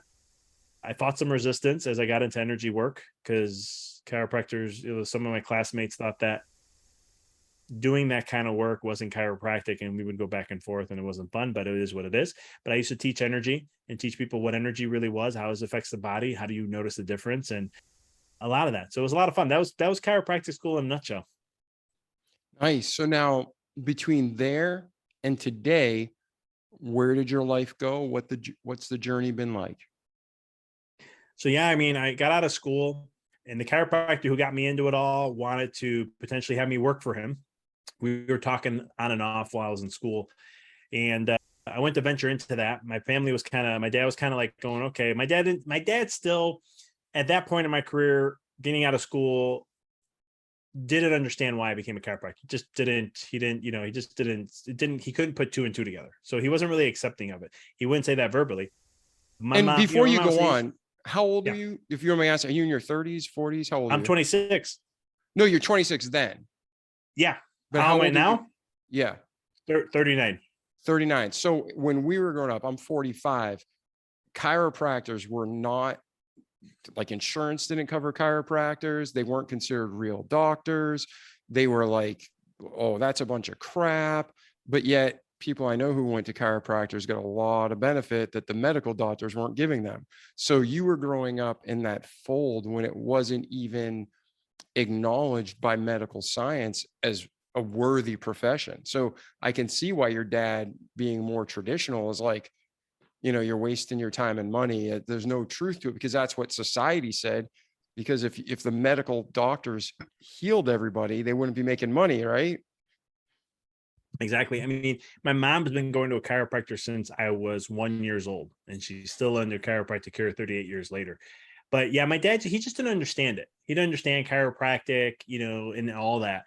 And that was fine, but he really thought I should go work for him. My dad, he was kind of like a friend of the family. Like, the chiropractor we knew, we had family members, or we call them family members. They're just really good friends of the family. But we had crossover. Like, some of them and my dad's friends were also his cousin. So like, he knew his whole family and everything. So they're paisans, in other words. Or for those who don't know what that term means, it means countrymen, which is like Italians who know each other. They're close friends, or they're just consider themselves friends already. But it's, so my dad thought, oh, he can work with them. He'll help mentor me and all that. But when it came to sit down, we didn't hit eye to eye with things. And I had a coach at the time. I was very ambitious. I hired a coach like 4 months before I graduated to get chiropractic down, the business down, and know what I need to do. And so I had a vision, and I wanted to run my own vision. And my dad was like, oh, they didn't like that, kind of a setback, me choosing not to work with him. And then it was about a 6-month journey. I had some hiccups. I had an investor who was interested in investing in me, and then last minute he backed out. Thankfully, I had a clause in the lease where if me and the landlord didn't agree on some things after this point, then we can just, the contract dissolves automatically. And thankfully we didn't do this intentionally. There was some things that they were very like controlling of how our office can be. Decorations, we had to have high-end stuff. I'm like, who are you to tell me I got to go spend $10, $8 a linear foot for trim when I just rather go put some rubber stuff on and be done with the day? So thankfully we didn't agree. It all didn't work out, but I'm 4 months, 5 months after after chiropractic school, don't have a business. I have massive amount of debt, and I was kind of paralyzed. So thankfully there was a doc who she paid it forward. She actually had a doc help her out when she first started, gave him really low rent and gave him opportunity of a lifetime. I found a doc who let me rent out her 1,600 square foot space. When she wasn't there, first 3 months were only $300 a month. Second 3 months was 600. And then it was going to be, I think it was like 600. And then 600 for 6 months. And then the last 3 months was like 800 or $900. And I looked and I'm like, holy cow, I got a whole office space. I got tables. I got, everything I need. And she's only going to charge me that much. So it gave me a little bit of a leaping pad to jump and get my business started. Cause again, I didn't have any money. I tried to start out at my parents' house. I got a table. I bought some diagnostic equipment, and I had a system I bought, and I was like, okay, I'm just going to put this on credit card. Everything's going to work out, because I was that ambitious. It didn't work out. I had a struggle. I was trying to pay those things off plus everything else. And this was right after, 2009. I graduated 2009 in September. This is right after the recession in October. So what started to happen, I'm trying to start my business. April 2010, I start to get an independent contract deal where I can work out of this chiropractor's office. I'm like, okay, great. We're sharing expenses. Well, I'm helping her with the rent by, she's giving me that low fee. But at the same token, I'm trying to build a business inside a business, which is actually a lot harder than you think, because I can't put a name on anything. I can't have any of my stuff there, in the sense of I'm another chiropractor there. And so I really wasn't really on my own, or even, I wouldn't even call it starting my own business. I just had a space where I had to do a lot of extra leg work to try to get people to come. And, but anyhow, long story short, I mean, things were going good. A year later, I was able to grow out of that business, but money wasn't coming as well because student loans the banks weren't being friendly. They're like, you got to pay full amount. There's no cut, no discount. So I used to joke around and say, I have a house with a mortgage, but I don't know where the house is and I don't own the keys, but I have a bill coming every month. And it got to a point I wasn't growing the business fast enough, and I was contemplating on going bankrupt, but I was like, I don't want to go bankrupt. Here comes the one thing I didn't want to have happen. I saw financial struggle growing up. I didn't want to have that in my life. The one thing that I was trying to do everything right to make sure I didn't get there. And it came to a point in my life where it took me a year to make the decision where I was like, I'm officially going to go bankrupt, because I got to a point in the business where my personal was dragging me down, and I did everything on credit cards to try to make things work. And with the student loans and everything else, if I could have got a break on the student loans, I could have made everything work. But unfortunately, they weren't giving in, and I had to make a choice. And so I was like, either I let go of my vision and dream of running my own office for now, or I let this go. It gives me a little bit of breathing room. And then God, I was like, then I can serve. If that's what I'm meant to do, then that's what I'll do. And so I ended up doing it. And long story short, I never looked back. The business started to flourish. Things started to grow. And I was able to, now at this point in my life, I'm looking back because I understand everything happens through me as I am. So wherever I'm vibrating at, wherever my, this is right, I'm using universal laws and so forth. And I'm going, so I created that in my life. Why is that? Why'd that show up then? And so I started to self-reflect on that. And I saw where the power, where your mind is, where energy flows. I started to see how in my own life, where I was putting my focus, and my focus wasn't on growth and abundance and all that. My focus was on trying to pay the bills every month, trying to grow the business and seeing the lack in my business. And what happens is when wherever your mind or your focus goes, energy flows. Wherever energy flows, manifestation is going to grow. And so that's going to become your reality. And that's what was that's what I realized in that moment. And so then I was like, wow, I didn't just figure this out overnight, but it took a process. And I sat there and I go, holy cow, this is something that I'm not going to let this happen ever again, because I understood what caused it and created it. It wasn't the credit cards. It wasn't the student loans not being friendly and all that great stuff. No, it was me. It was my mindset that was attracting that into my life.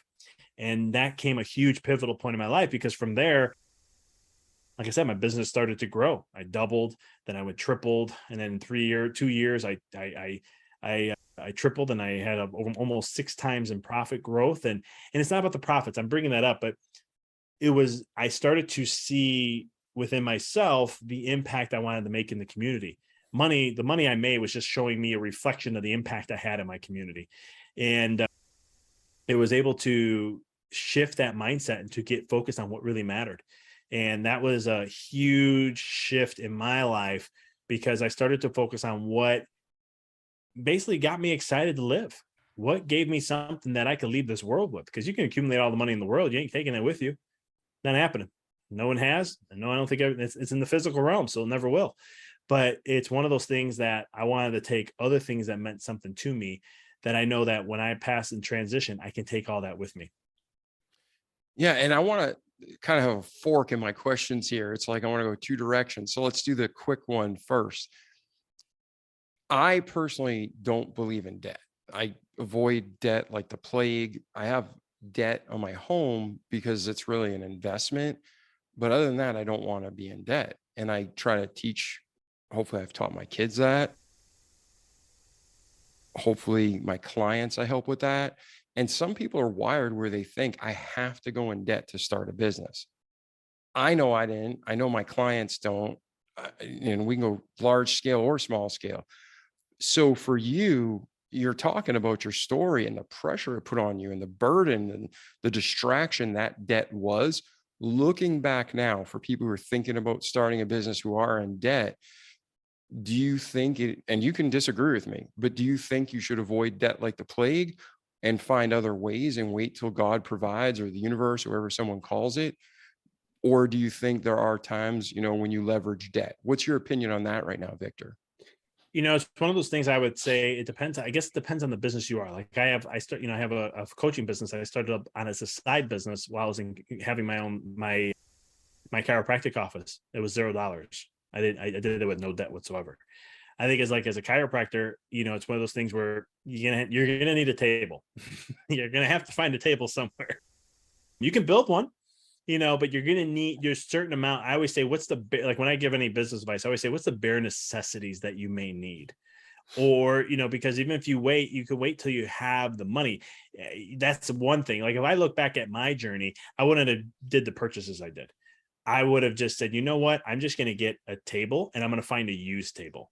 I'm going to find a chiropractor and I'm just going to let it come to me, right? Like God, universe, Allah, whatever you like to call it. It's going to bring that to me in some way, shape, or form. And as I get older, and the more I practice with these things, you can even choose, like, you can say, hey, I want to get this table for free. I'm going to let that show up. And it does. I've worked, and it does. I've had a client that wanted to have a bike, and it was like a $7,000-8,000 bike. I'm like, holy cow. And I was like, well, what would be an ideal thing for you if you want to attract that into your life? Like, what would be a cool, like, oh my goodness, I can't believe this happened kind of a deal? She goes, I get it for free. I said, okay, put that out there and see what happens. And she thought I was crazy. And then all of a sudden it showed up. I've had this happen with business and people tripling and tripling their profits, not doing anything new. I did this in my own business. I grew my business without having to put more money into it because of that. But I just, again, coming back to the debt thing, I think it's you can leverage other people's money. There's many different schools of thought there, but I also believe it depends on what industry you're kind of getting into. Like if I want to have an IV clinic with vitamins and so forth, I'm going to have to get those, somehow fund those things in some way, shape, or form. But like I was starting my own business when I was having an investor, I didn't have money, and I did put myself in debt a little bit, but the investor was going to originally cover that cost plus everything else for me because I was already trying to invest. So that way I was paid off that debt, and then I would have had money for capital, for my operating costs and so forth to manage for 6 months. So that way, then from there, I had to start paying him back. And I was like, yeah, 6 months. I had a couple deals on the side that was going to give me like access to like 15,000 email line. And I was like, okay, that I should at least get 1%, maybe interested in that. Not saying they're all going to come. I said, even if I get 0.001%, that's a good start. And so I hope I'm answering the question in its full detail. Yeah, no. I just want people to recognize that debt brought you a lot of pressure and a lot of stress. And it actually kept, like you said, once you started doing your passion, not only were you helping people and you felt fulfilled, but the money flows. And so many people are convinced to borrow. And the Bible says the borrower is servant to the lender. And what's our government in America trying to do? They're trying to enslave everyone by getting them to borrow. So they're your master. They control you. And I just know in my own personal life that, okay, like people make fun of me for driving old cars. But you know what? I don't have to worry about if somebody puts their feet on my dashboard. I don't have to worry about if a shopping cart racks into it. I don't have to worry about if I want to smoke a cigar while I'm driving my nice old truck. I can do what I want and I have freedom and enjoyment. And I don't care what other people think about me. Because I've had people say, why don't you buy a new car? I'm like, because I don't want to. Why go in debt, or why waste money that I can use for something else? So when people are starting a business, and I coach so many people and they're like, oh, I got to get this loan, I got to get that loan. I'm like, why? Why do you need to do that? Could you buy a used table? Or if it's they're starting a large company that has a big initial investment. You don't have to get a loan. You can get investors. There's a huge difference. If the business goes belly up, you don't have to pay that money back. Investors know what they're getting into. On a loan, just like Victor said, he went to school, got a loan, and the bank's like, I don't care. They're just going to be hounding you and putting pressure on you. You're going to be spitting blood. So just think about alternatives, pray about alternatives. But now talk about, I don't want to go all the way left or all the way right. We want to find balance. But whether you call it the law of attraction, whether you call it the secret, whether you call it manifestation, you really can, ask and you shall receive. You can talk to God and tell him what you want, and he'll bring it to pass if it's in his will. So talk about how you learned that lesson and a little bit of how it works, Victor. Yeah, I mean, it was, I can't remember all the quotes nowadays, but from looking at just the Bible itself, right? Because I was looking for, as I learned this, I was like, okay, where are some of these things that show up? Like, is it in the Bible? Is there stuff in there? You reap what you sow, right? When it comes to looking at how to, why is vision so important in an individual creating their life? Well, Proverbs 29:18 says, the people without a vision will perish. Vision's very critical. Well, why is vision critical? Well, this is where I started asking questions, because I'm like, well, how's the universe? From what they say, the universe, you have to communicate in images and feelings. That's kind of how the communication pattern works. That creates electromagnetic fields, and that electromagnetic field becomes more of attraction to pull it into your life. That was good and all dandy, but I needed some more concrete science stuff too, again, because I shared it in one way. I was very right brain, spiritual, all that stuff. And I was sharing religion from scripture, from the Bible, from the Hindu scripture, from Buddhism, pulling stuff. And yeah, people were like, that's woo-woo stuff, or that's out there. No, that's all this stuff. I was like, okay. Got into the world of quantum physics and started understanding quantum physics, what it's proving when it comes to consciousness, what it's proving when it comes to how to live life and the fabric of life. And I was like, holy cow, this sums everything up for me. So when someone says, law of the universal law of vibration is basically, Nikola Tesla said, I think it was just shy of 1900, but let's just go in 1900 or 1905. It was in the beginning. He said, if we start to look at the universe as a vibration, energy, and a frequency, then what we will do in just what we will accomplish in the last 10 years or 20 years will happen all in 1 year. Now, what does that all mean? We understand that science has proven and shown now that the universe is made up of all energy. What is energy? Well, energy is just, it's consciousness is another word for it, if you like to say. It's a living, aspect of it. So when we look at quantum physics, there was a study that came out called the observer effect. And what it did is it showed that how we see something, when as the Bible says, you seek and you shall find. How we see something is how it's going to show up in your world. Now, that's not what the study showed. The study was looking at light and seeing, is it in a wave format or is it in a particle? Particle is the physical, it's in the physical realm. Wave format, it's in a non-physical. You need sensors to be able to pick it up. And so what happened was, as the light goes through this thing, and all of a sudden you see it in a wave format, but the scientists aren't looking at it. As soon as the scientist goes to look, it would go from wave and shift to particle. And they're like, holy cow, this is a particle now. And then they go look away, and eventually it'll fade back into the wave. And they did this a gazillion times. And what that meant is that, again, how we see something, what we believe, what we project to see into the world, what you see in your mind's eye, that is what your experience is going to be in life. And that's going to have a vibrational point. So when we talk about the law of vibration, well, there's so many things that have come out. Our body is a tool that you can use. In 1960-ish, I think it was 66 to be exact, Dr. Goodhart came out with something called applied kinesiology. It was muscle testing. You can actually test a muscle on the body, and the electromagnetic field shift on your body is going to either tell you it's a positive, good thing or a negative thing. So we can get yes and no's answers from this. This has all been scientifically proven. Your body, you can do it just from finger rubs. You create, every time you hit something that's not true, your body creates this micro moisture, which creates friction from the sympathetic nervous system. So this is all science stuff that's be able to prove these things to kind of support that. But to go outside of that, there was a great book I highly recommend everyone, if you want to understand more about energy and how energy works, the influence of, again, remember, it's where we understand how to utilize it. So there's a book called The Hidden Messages of Water by Dr. Masaru Emoto. What they did is they looked at water structure. They put love on there, or they said love to it. And then they flash froze it really quick. and they looked at the chemical structure of it. And when you looked at love, it was a beautiful hexagonal form, which is a very high, good structure of water. We absorb it more. It helps our body detox and all these good things. But it was very crystallized, very beautiful. They did the same thing with hate. They did this fast freeze. They look at it, very disorganized, no crystallization form at all. Now, this is water. How the heck is that happening? All right. They took that further and they did this with music, different ranges of emotions, pictures, all these different stuff. So there's a hidden message in life that we can utilize to understand more deeper truths in some way, shape, or form. We've done this with, I was going to share something else. I went blank in the middle of that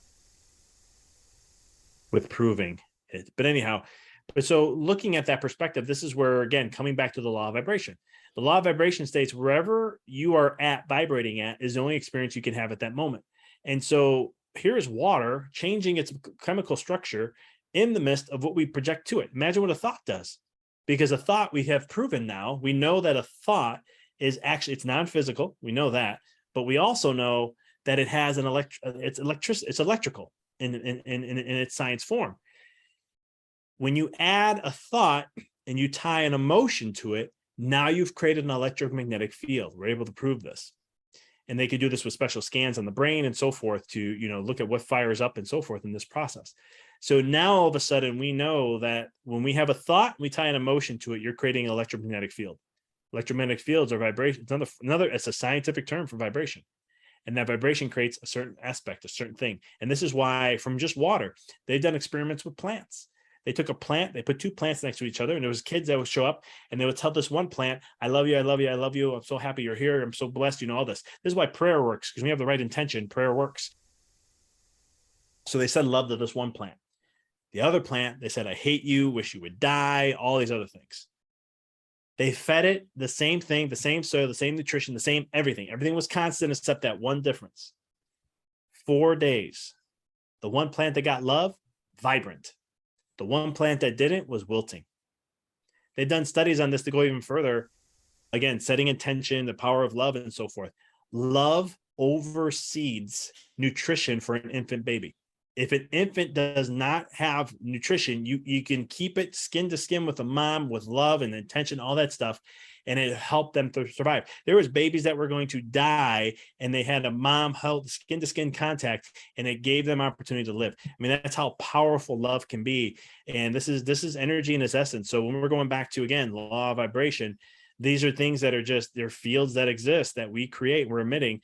And then the law of attraction will come next, because again, like I said, vibration, you only experience where you are at that level. It's the same thing like you were talking about the sand, it's called somatics. And so what you're doing is you're shooting a certain frequency, and it gives you a sacred geometrical figure.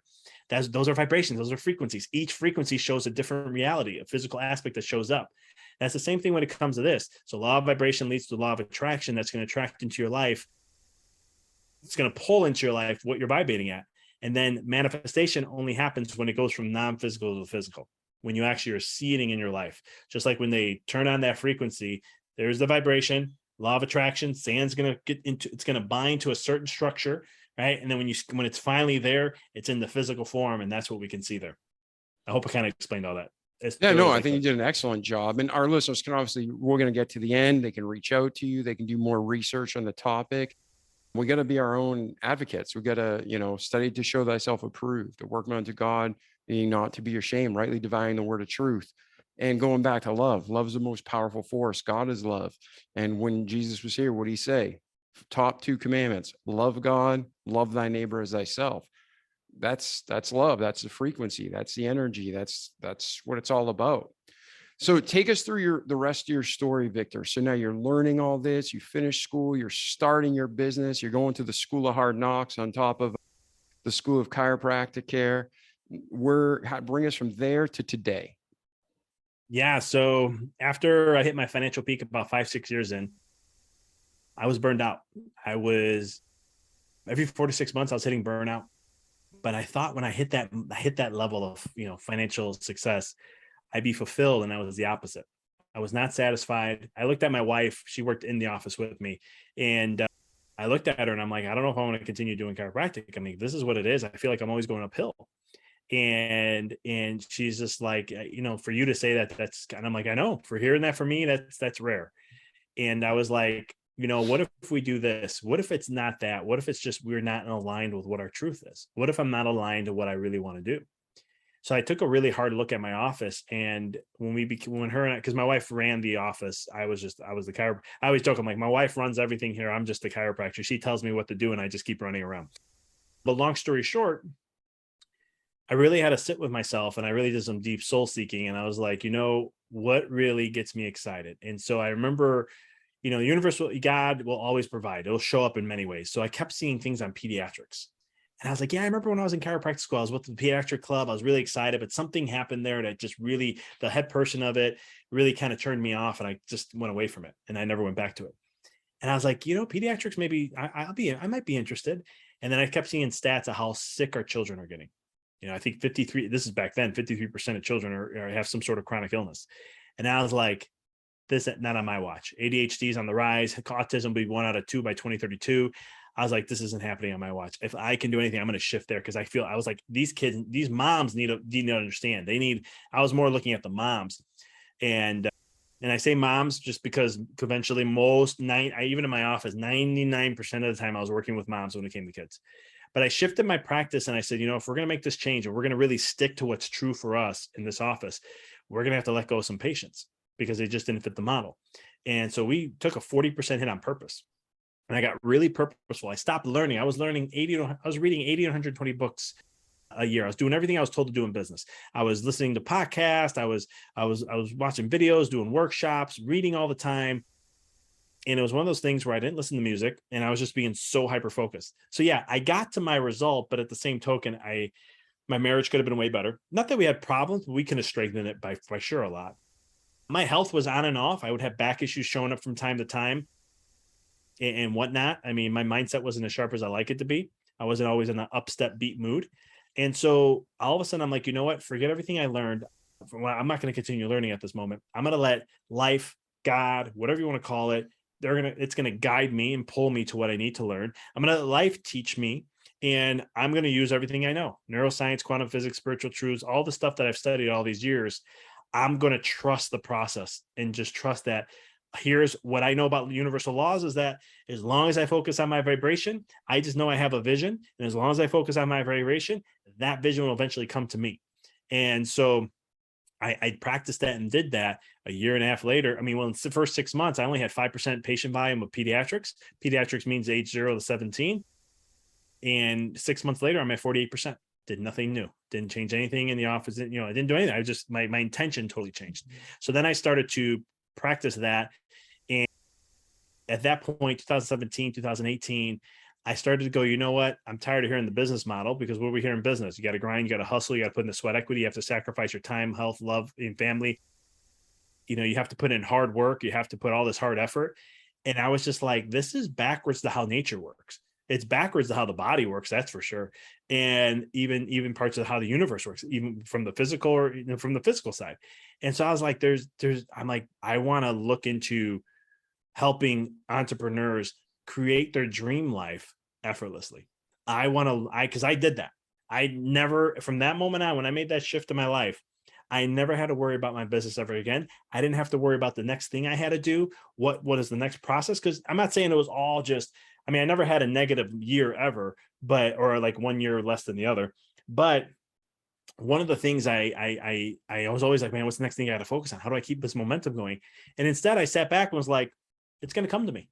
The idea, the thought, circumstance, the partnership, whatever is going to show up. God, I always just joke. I say, God created the earth in 6 days, the heavens and the earth in 6 days. I'm like, so for what I need in my life, I think he'll be able to figure that out for me. He'll bring something very glorious for me. So I just started to go in that process, and it was amazing how my life just continued to grow. We started to expand. We had a deeper practice. But not only that, my relationship with my wife got the best we ever had. We had, our communication. I always say our business really taught us how to have a better marriage when we finally made this shift. my health. I never had a back issue ever since 2017. I haven't been burned out since 2017. I've been more fulfilled, more passionate, more excited at everything I do. And so from that experience of my life and everything I know about health, I was like, business owners need to know this. And this is where I started to shift gears, and I started coaching with entrepreneurs. I've been doing that for the last 3-ish years. And, this last year in January is the moment where I went full time. I moved from Chicago, Illinois. I went to Knoxville, Tennessee, something my wife and I were wanting to do for the last 4 years. And we finally did it. We wanted to start a family. And we knew that if we did stay in Chicago and had a family, we would never leave. Again, you've heard my backstory of how big of a family I have, although I'm not as close to a lot of my family members, but my mom and dad they're my heart and soul. And it's one of those things where I from that moment in my life to go after a bigger vision of mine and try to make that my reality now. And that is having a bigger reach, because as much as I had a big practice in Illinois, when you look at the reach of the influence, how many people I was really helping, it wasn't at the level what I would be like, oh my God, I'm really making a huge dent. Even in just in my community, it was less than 0.01%. And I was just like, how am I really shifting and helping the world in some way, shape, or form? But I can feel like I can do more in a different capacity as being a coach. And it is. And I've been blessed I did that, because half my clients are chiropractors. And when I'm working with them, especially some of them that focus on family wellness, pediatrics, pregnancy, and all of that, I can pour into that more. And I feel like my little part of me is helping them, being part of them in their journey. So that's kind of what has summed me up to this process. And it's been, even with COVID hitting, I remember when COVID came out, just to kind of tie up to how this all works, not letting go. My wife was worried. We potentially could have been shut down, but I knew we weren't going to be, because we're primary care physicians as chiropractors.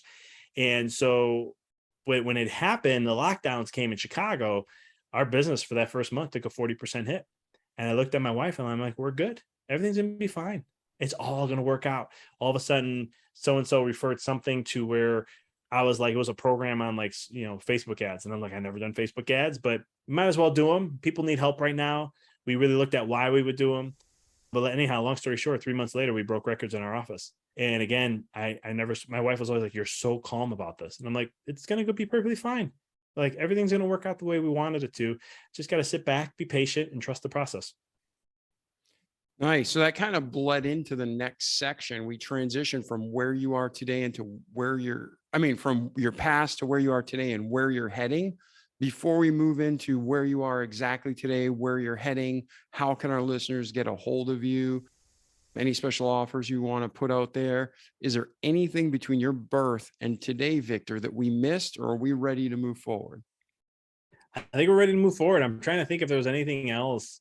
I mean, it's funny when you start talking about your past, there's things you can remember right off the top of your bat. And then when you start to talk, you're like, oh yeah, I forgot about that part. Oh yeah, I forgot about that part. But no, I think we had a lot of good points in there. I think we're good to move forward. Awesome. So if somebody wants to reach you to learn more, maybe connect for coaching, what's the best way for them to get a hold of you? Yeah, my website's my hub. So it's empoweryourreality.com. Right at the top right corner, I have, if it resonates with you, if you're looking to create your dream life effortlessly, or you're struggling, or there's a challenge you face and you just can't break through, or you want to get your results a little faster, I do a free call, 30 minutes. I dive into learning all about you, and I'll give you some action steps at the end. And then if I know I can help you, I'll share how I can do that and so much more. I do have some free resources on there. I have a free ebook on the power of visualization, sharing some really cool studies on how our mind can really manipulate matter. It's really cool. This is like just starting to, it even baffles me as being a chiropractor, how we can change our muscle sizes just from visualization, but that's a whole thing in there. And then on the bottom left, if you're on social media, you want to connect with me, I'm on Facebook, Instagram, TikTok, and LinkedIn. I do post about 4 to 5 times a week of videos of things like what we've been talking about here a little bit, that you can find me, and so forth. Excellent. And I will put links to your contact info on your website in the show notes. So ladies and gentlemen, just whether you're an Apple or Spotify or YouTube, just check out the show notes and you'll be able to get a hold of Victor. So Victor, thank you so much for your time today, brother. You truly are a remarkable man. I'm glad that we are now friends and had this time together. Before we go, any final words of encouragement to our listeners? always know that God, the universe, whatever that label you like to use, label it, whatever that energy is that you put a name on it, always is there to support you. Because if you look back at your life, everything always worked out the way it was supposed to. It always worked out for the greater good, at least. And that's a lesson that I wish I knew sooner, is just be patient more. As I get older, I'm way more patient now to some degree. My wife may disagree on here and there, but trusting that process and knowing that there's always good coming to you. You just got to stay open to it. That's the only reason why sometimes we don't see it. We get caught in our fears, like I shared earlier, with going bankrupt and stuff like that. That causes that. But if we stay open and mindful to it, you'll see that there's always a blessing on the other side, that always for the greater good, and it's always there to support you. Yeah, I couldn't agree more. The Bible says in Romans 8:28, all things work together for good to them that love God, those are called according to his purpose. And it's true, man. God makes everything good and in love, and he wants us to have a perfect, full life. And Satan's the manipulator, the liar, the deceiver who comes in and not only causes chaos, but then tries to blame it on God. So what Victor said, this has been fantastic. Thank you. And ladies and gentlemen, like our slogan says, don't just listen to this great content, but do it. Repeat it each day so you can have a great life, not just in this world, but more importantly, in eternity to come. So I'm David Pasqualone. This is our friend Victor, and we wish you only the best. Share this episode with your friends and family so they can benefit too. And Victor, I just wish you only good tidings. And if I can ever help you in any way, my friend, please don't hesitate to ask. I appreciate it, brother. Thanks for having me on, and the feelings are mutual. So any way I can, just let me know. Oh, absolutely. All right, ladies and gentlemen, go start applying this and check out our next episode. Ciao. The Remarkable People Podcast. Check it out.